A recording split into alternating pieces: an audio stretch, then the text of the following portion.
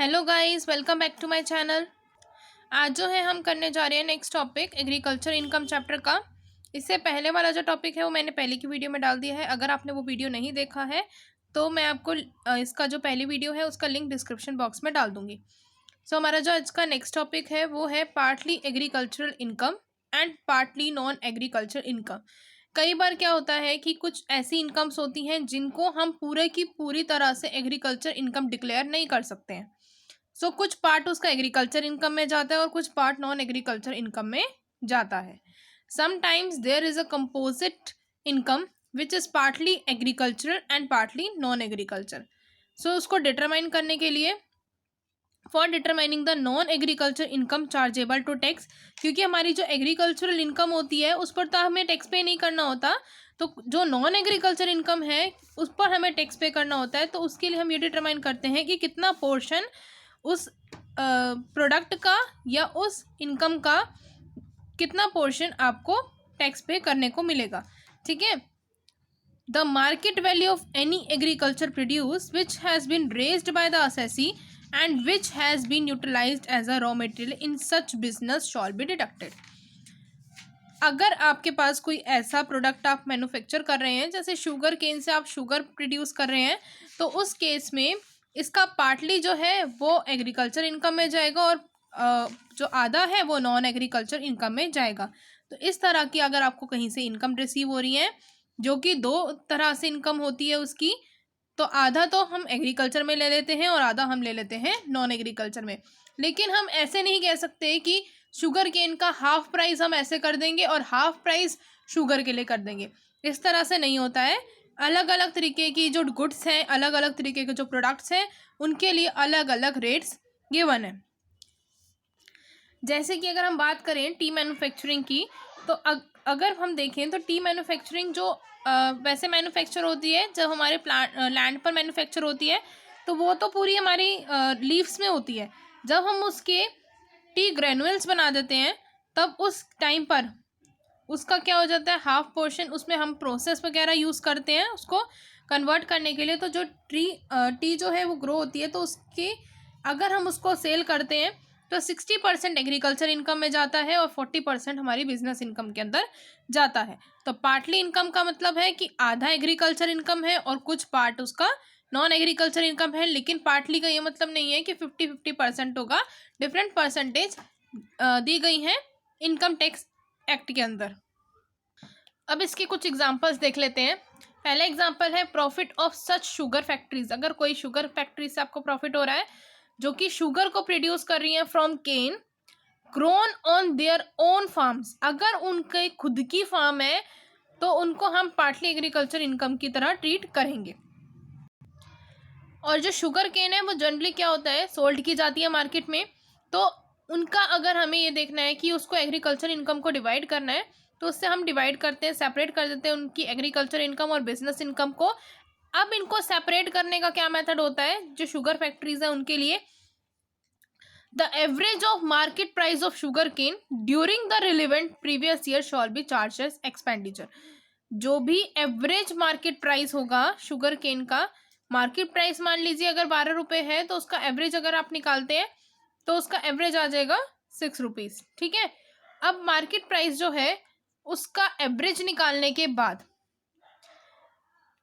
कुछ एवरेज का जो इनकम है वो जाएगा आपका एग्रीकल्चर में और बाकी का इनकम कहाँ चला जाएगा, बिजनेस इनकम के अंदर।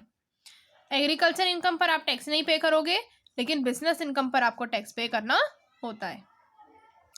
फिर सेकंड पार्ट है, इसके लिए मैंने डायग्राम से बना रखा है कि आपको अच्छे से समझ में आ जाएगा। Income from growing and manufacturing of T. अगर हमें इनकम हो रही है मैन्युफैक्चर करने से, टी को मैन्युफैक्चर करने की, या हम टी को जो टी है उसके जो लीव्स हैं उनको ग्रो कर रहे हैं, उससे कोई इनकम हो रही है। लेकिन अगर हम उनको सेल करते हैं तो उस टाइम पे 60% एग्रीकल्चर इनकम में जाएगा और उसका 40% का जो पार्ट है वो बिजनेस इनकम में जाएगा। थर्ड पॉइंट है, थर्ड एग्जांपल है, income from growing and manufacturing of centrifuged latex और सेनेक्स। अब ये लेटेक्स और सेनेक्स का सिंपली मतलब आप एक एग्जांपल ले लीजिए रबर। ठीक है। अगर उनको ग्रो कर रहे हैं और मैन्युफैक्चर कर रहे हैं, रबर को मैन्युफैक्चर और ग्रो कर रहे हो, लेकिन अब जब उसको आप सेल करोगे तो 65% इसका एग्रीकल्चर इनकम में जाता है और 35% बिजनेस इनकम में जाएगा। फिर नेक्स्ट है income from growing and manufacturing of coffee. Coffee को ग्रो कर रहे हैं, उसको मैन्युफैक्चर कर रहे हैं, तब उस केस में क्या होगा, अगर कॉफ़ी के हमारे पास वैसे दो केसेस आते हैं। तो पहला केस हम देखते हैं कि अगर जो कॉफ़ी है आप सेल कर रहे हो ग्रोन कॉफ़ी को और आपने क्योर्ड करा है, सेलर के द्वारा क्योर्ड किया गया है, यानी उसको उसके ऊपर प्रोसेस कर कर उसके जो पाउडर फॉर्म में किया गया है और उसको इंडिया में किया गया है, तब उसकी जो सेल होगी उसके ऊपर 75% आप एग्रीकल्चर इनकम में डालेंगे और 25% आप बिजनेस इनकम में डालोगे। फिर सेकेंड पॉइंट ये बोलता है sale of coffee grown, cured, roasted and grounded by the seller in India. ये भी इंडिया में ही है, लेकिन उसने और प्रोसेसेस किए, सिर्फ क्योर्ड और ग्रोन नहीं किया, बाकी के प्रोसेस किए, रोस्ट और ग्राउंडेड किया विद और विदाउट मिक्सिंग ऑफ चिकोरी और अदर फ्लेवरिंग इंग्रेडिएंट्स। कि आपने या तो उसके अंदर कुछ अलग इंग्रेडिएंट्स मिक्स किए हैं फ्लेवर देने के लिए, या फिर नहीं भी किए हैं, तब भी आप इस क्या करोगे उस टाइम पर 60% एग्रीकल्चर इनकम में डालोगे और 40% बिजनेस इनकम में डालोगे, अगर आपने ये सारे के सारे प्रोसेस किए हैं। लेकिन अगर आपने सिर्फ ग्रोन और क्योर्ड का प्रोसेस किया है सेलर ने जो सेल करेगा उसको इंडिया में, तब आप कितना डालोगे 75 और 25 बिजनेस इनकम में। लेकिन अगर आप ग्रोन भी कर रहे हैं, क्योर्ड भी कर रहे हैं, रोस्ट भी कर रहे हैं और ग्राउंड भी कर रहे हैं, अपने आप उसको उगा भी रहे हैं, तब आप 60% एग्रीकल्चर इनकम में डालेंगे और 40% बिजनेस इनकम में डालोगे। ये जितने भी हमने परसेंटेज पढ़ी हैं, ये परसेंटेज आपने ध्यान रखनी है, क्योंकि जब हम न्यूमेरिकल पार्ट करेंगे इसका उस टाइम पे परसेंटेज आएंगी और वहाँ पर क्वेश्चन में ज़रूरी नहीं है कि आपको गिवन हो कि आपने कैसे करना है, क्वेश्चन में मेनली गिवन होगा ही नहीं। तो आपको ये जितनी भी परसेंटेज मैंने बताई हैं ये आपको याद होनी चाहिए। अब नेक्स्ट टॉपिक आता है important points regarding computation of agriculture income. जब आप कंप्यूटेशन करेंगे एग्रीकल्चर इनकम का तो आपने कुछ पॉइंट्स को ध्यान में रखना है। मेनली 9 पॉइंट्स हैं। तो पहला पॉइंट हम पढ़ते हैं agricultural income by way of rent और revenue derived from the land which is situated in India. अगर आपको उस एग्रीकल्चर इनकम से, एग्रीकल्चर इनकम कैसे हो रही है, आपको कोई रेंट रिसीव हो रहा है, ये रिवेन्यू रिसीव हो रहा है उस लैंड से जो कि इंडिया में सिचुएटेड है और वो यूज़ की जा रही है एग्रीकल्चर पर्पज से, इसके लिए is computed as if it were income chargeable to income tax under the head of income from other sources. आप पर रेंट रिसीव हुआ या कोई रेवेन्यू रिसीव हुआ है एज एन एग्रीकल्चर इनकम, लेकिन इसका जो आप चार्ज लेंगे इस पर इनकम टैक्स जो लगेगा वो इनकम फ्रॉम अदर सोर्सेज के हेड में लगेगा, एग्रीकल्चर के हेड में नहीं लगेगा। कहाँ लगेगा, इनकम फ्रॉम अदर सोर्सेज। ठीक है। उसके बाद सेकंड पॉइंट बोलता है agriculture income from agricultural building is computed as if it were income chargeable to income tax under the head of income from house property. मान लीजिए आपकी एक एग्रीकल्चरल से रिलेटेड बिल्डिंग है, जहाँ पर आपकी एग्रीकल्चर लैंड थी, या तो उससे वो कनेक्टेड है बिल्डिंग, या उसके लिए ही आपने ली है, एग्रीकल्चर पर्पस के लिए बिल्डिंग ले रखी थी। अगर वो सेल हो जाती है, सेल हो जाएगी तो कैपिटल गेन में चली जाएगी, कैपिटल गेन के हेड में चली जाएगी। लेकिन अगर वो आपकी बिल्डिंग एग्रीकल्चरल की पर्पज से है, from agriculture building is computed, तो इसका जो इस बिल्डिंग का जो कंप्यूटेशन होगा वो इनकम फ्रॉम हाउस प्रॉपर्टी के हेड में होगा। ठीक है। बिल्डिंग्स जो आपकी प्रॉपर्टीज होती हैं उनका जो कंप्यूटेशन होता है वो होता है इनकम फ्रॉम हाउस प्रॉपर्टी। आगे जब हम ये चैप्टर करेंगे तो और ज़्यादा क्लियर हो जाएगा। नेक्स्ट है any other agriculture income is computed as if it were income chargeable to income tax under the head provisions profits and gains of business और प्रोफेशन। अगर कोई एनी अदर एग्रीकल्चर इनकम है जिसको आप compute कर रहे हैं तो वो कहाँ चार्ज होगी, profits and gains of business और profession. Any sum payable by the assessee, assessee ने कोई भी सम दिया है और उसके ऊपर जो है टैक्स जो है स्टेट गवर्नमेंट को मिल रहा है उस एग्रीकल्चर पर, तो वहाँ का जो टैक्स होगा वो कौन पे कर लेगा, स्टेट गवर्नमेंट लेगा। यानी कोई भी सम अगर एसएससी पे कर रहा है टैक्स का और वो स्टेट गवर्नमेंट को मिल जाएगा। नेक्स्ट बोला है where in respect of any source of agriculture income अगर कोई ऐसा सोर्स है एग्रीकल्चर इनकम का जहाँ से देयर इज़ अ लॉस हो रहा है, तो ये जो लॉस है वो आप सेट ऑफ कहाँ से करोगे, उस एग्रीकल्चर के अदर सोर्स से। एग्रीकल्चर इनकम में जो अदर सोर्स होगा उससे अगर आपको कोई प्रॉफिट हुआ है तो वहाँ से ये वाला जो लॉस होगा एग्रीकल्चर इनकम पर, तो वो आप सेट ऑफ कर सकते हो।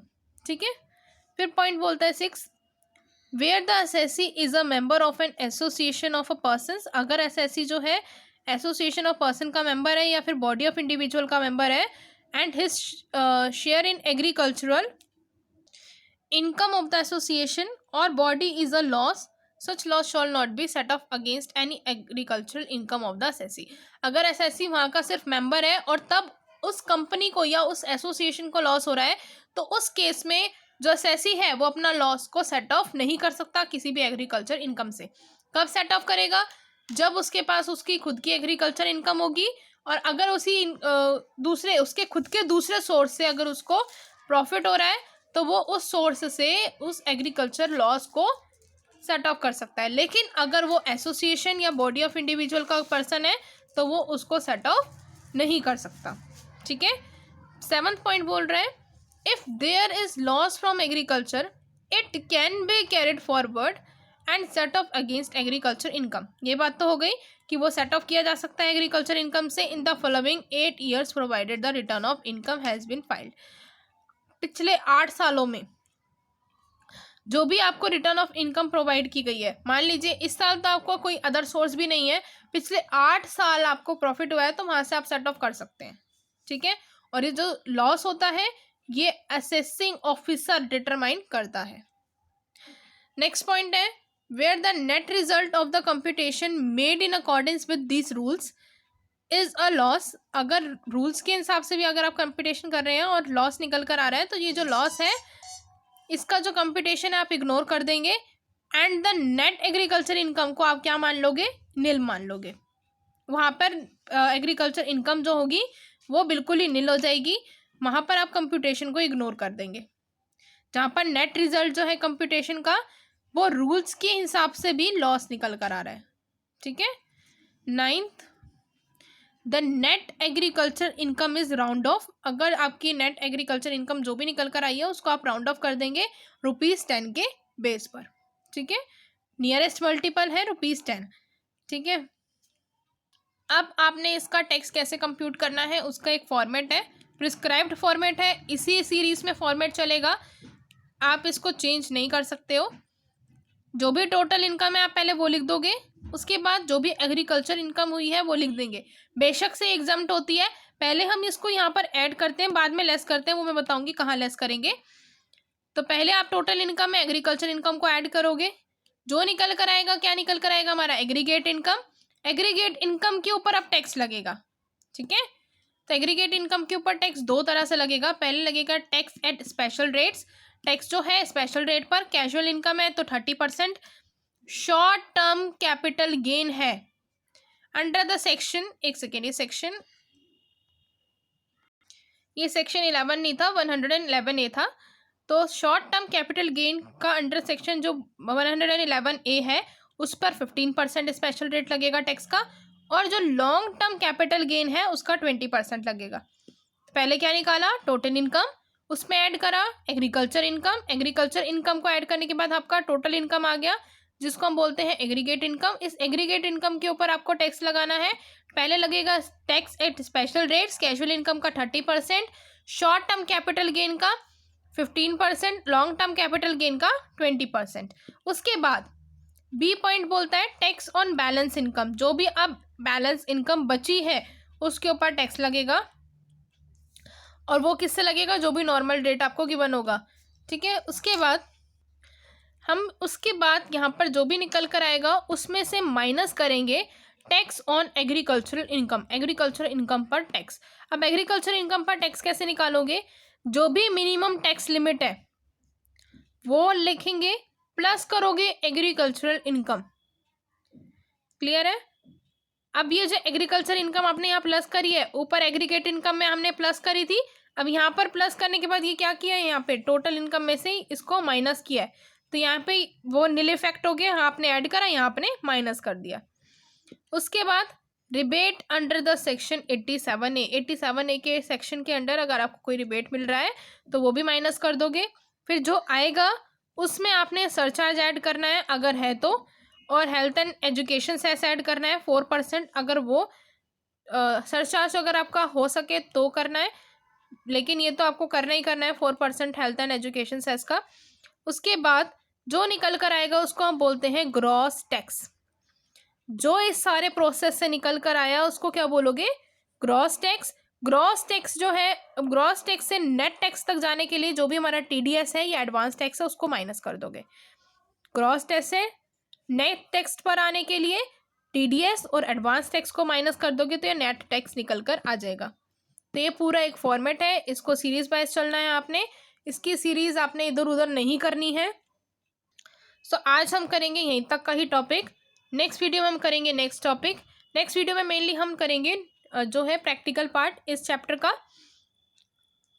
सो उसके लिए सबसे पहले आपको तो ये जो फॉर्मेट मैंने बताया ये याद होना चाहिए। दूसरी बात, जो मैंने परसेंटेज बताई है कि अगर कॉफ़ी है तो आपकी कितनी परसेंटेज होगी, अगर आपका रबड़ है तो आपकी कितनी परसेंटेज होगी, वो सारी परसेंटेज भी आपको याद होनी चाहिए। सो मिलते हैं नेक्स्ट वीडियो में। Bye bye.